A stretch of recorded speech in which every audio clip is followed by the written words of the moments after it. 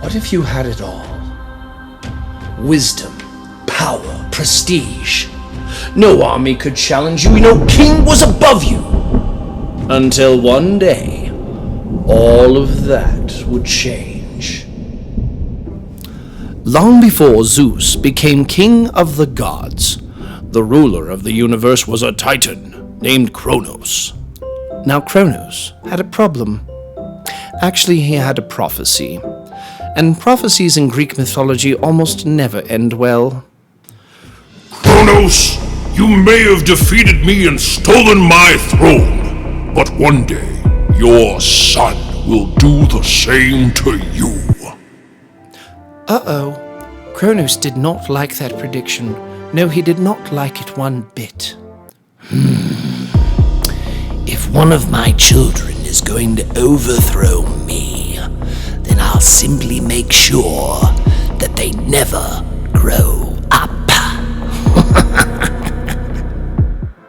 And that leads us to one of the strangest parenting decisions in all of mythology. Every time Cronos had a child, he swallowed them whole. No chewing, no ketchup, just gulp. But his wife Rhea had finally had enough. She knew that another baby was coming, and she wasn't about to let Cronos swallow child number 6. There has got to be a better plan than this. There's got to be some way that I can save my next child. So, when her next son was born, she secretly hid him, and that baby's name was Zeus.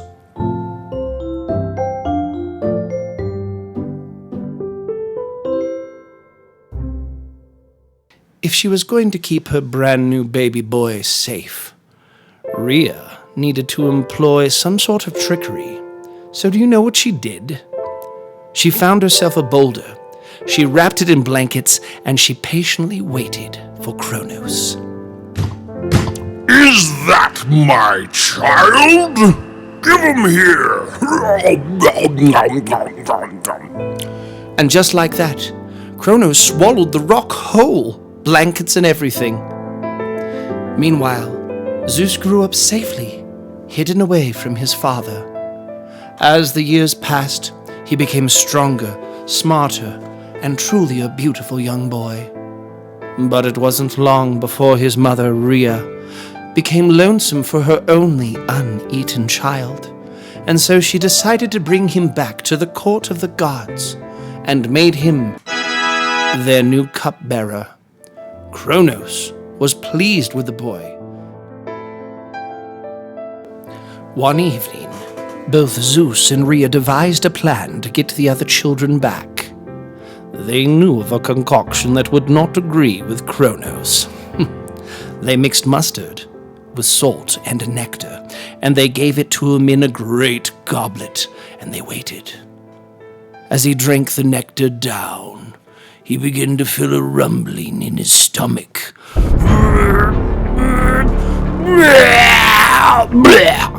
And just like that, he vomited up Hestia, Demeter, Hera, Hades, and Poseidon! The others thanked Zeus immediately for what he had done, and they chose him to be their leader. But then came the mighty battle. You think that you can defeat me? Ha! Don't make me laugh! Cronos called upon The Titans!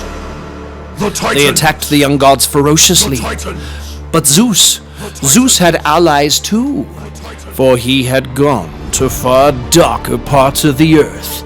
He traveled to caves, under caves, under caves, under caves, where he found monsters, ferocious-looking creatures that had been shackled down by Cronos 1,000 centuries earlier.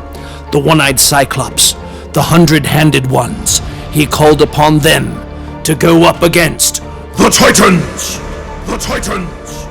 The war between the Titans and the young gods shook the very foundations of the world. Thunder crashed across the heavens. Mountains split apart. The earth trembled beneath their feet as oceans surged across distant shores.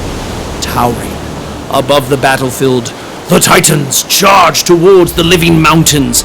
At their head stood Cronos, the old king, cunning, ruthless, and determined to reclaim his throne.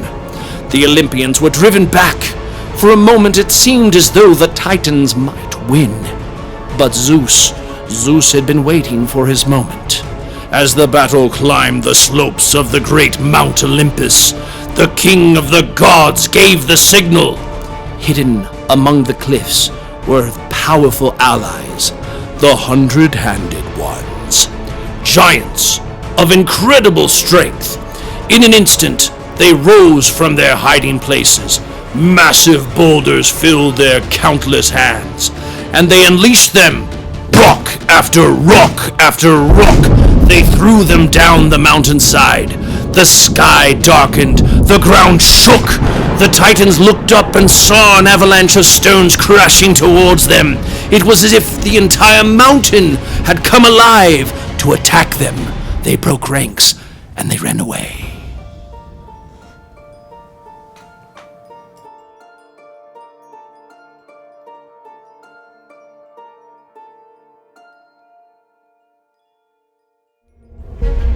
And just like that, the war was over. The Titans had been defeated. The young Olympian gods had won. Together, they climbed the slopes of Mount Olympus, reaching the top and claiming the golden palace for their own. At their head was Zeus, no longer a fugitive, no longer a hidden child, but king of the gods. As for Cronos and the Titans, the old stories don't all agree. Some say they were imprisoned deep beneath the earth. Others say that they vanished into darkness itself. But whenever the ground trembles, whenever volcanoes erupt, the ancient Greeks imagined that perhaps the Titans were still down there, angry, waiting.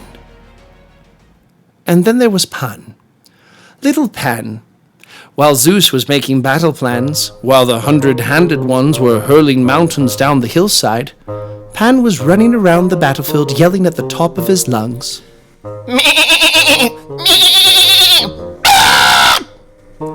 After the victory, he proudly announced, "You're very welcome indeed, everyone. They ran away because of my shout." Sure, Pan. Not the avalanche, not the giant boulders, not Zeus, definitely the shouting goat guy. Still, the story became so famous that the Greeks said Pan's wild cry inspired a word that we still use today. Panic. Whether that's true or not, one thing is certain. Zeus had won. The age of the Titans was over, and the age of Olympus had begun.